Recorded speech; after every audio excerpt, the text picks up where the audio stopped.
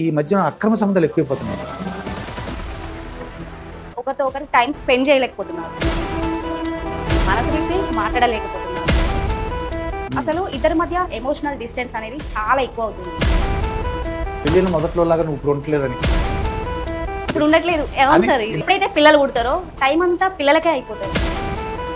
సరిగ్గా అలాంటి టైంలోనే ఎఫ్ఐఆర్ అనేది స్టార్ట్ అవుతుంది. చాలా బాగున్నావు బంగారం. ఇంట్లో లభించని ప్రశంస ఏదో నాకు అక్కడ వెల్కమ్ టు అవర్ లభిస్తుంది. ఛానల్. నా పేరు దుర్గా ప్రసాద్. ఈ రోజు మనతో పాటు ప్రముఖ parenting and behavioural coach Sharada గారు ఉన్నారు. నమస్కారం శారద గారు. నమస్తే దుర్గాప్రసాద్ గారు. సార్, మీ అమ్మ నాన్నలో మంచి పేరు పెట్టారు శారద. శారద అంటే సరస్వతి. అవును సార్. సార్, ఆ మీ అమ్మగారు నాన్నగారు పేరు తగ్గ పేరుగా నువ్వు కూడా ఈ బిహేవియరల్ కోచ్ కానీ పేరెంటింగ్ కోచ్ కానీ తర్వాత రీసెంట్గా నీకు సూపర్ స్టార్ అవార్డు కూడా వచ్చింది, నేను చూసాను టీవీలో. అవును సార్, ఏనమ్మా, సూపర్ స్టార్ అవార్డు విన్నాయి. ఇది చాలా మంచి టాలెంటెడ్ అమ్మ నువ్వు. Yes, thank అందుకే you. నేను ఇంటర్వ్యూ పిలిచాను.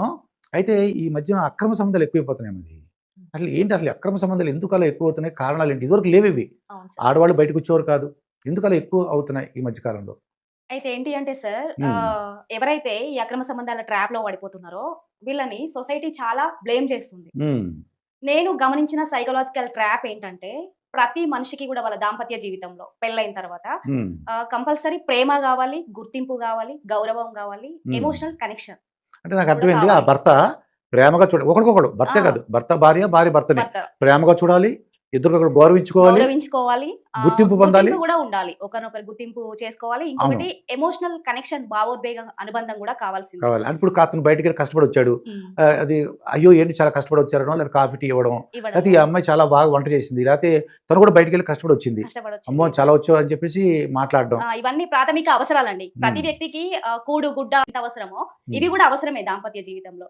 అయితే పెళ్ళైన తర్వాత ఎప్పుడైతే పిల్లలు పుట్టి ఆర్థిక ఇబ్బందులు, భార్య భర్తలు, మీరు అన్నారు కదా భార్య భర్తల ఉద్యోగాలు, సో ఇవన్నీ ఎప్పుడైతే స్టార్ట్ అవుతాయో భార్య భర్తలు చాలా బిజీగా అయిపోతారు. అంతకుముందు చాలా మంచిగా ఒకరితో ఒకరు టైం స్పెండ్ చేశారు, ఒకరితో ఒకరు మనస్ఫూర్తిగా మాట్లాడుకున్న వాళ్ళు. ఇప్పుడు పిల్లల వల్ల, ఈ ఎకనామికల్ ప్రాబ్లమ్స్ వల్ల అండ్ వీటన్నిటి వల్ల ఏంటి అని అంటే ఒకరితో ఒకరు టైం స్పెండ్ చేయలేకపోతున్నారు, మనసు విప్పి మాట్లాడలేకపోతున్నారు. సో అందుకే ఏంటి అంటే ఇద్దరి మధ్య చిన్న చిన్నవి స్టార్ట్ అయ్యి పెద్దగా అయ్యేంత వరకు కూడా ఉంటున్నాయి. అంటే ఒకరినొకరు క్రిటిసైజ్ చేసుకోవడం, ఇవన్నీ కూడా స్టార్ట్ అయ్యి ఏంటి అని అంటే వాళ్ళ ఈగో హర్ట్ అయ్యి అసలు ఇద్దరి మధ్య డిస్టెన్స్, ఎమోషనల్ డిస్టెన్స్ అనేది చాలా ఎక్కువ అవుతుంది.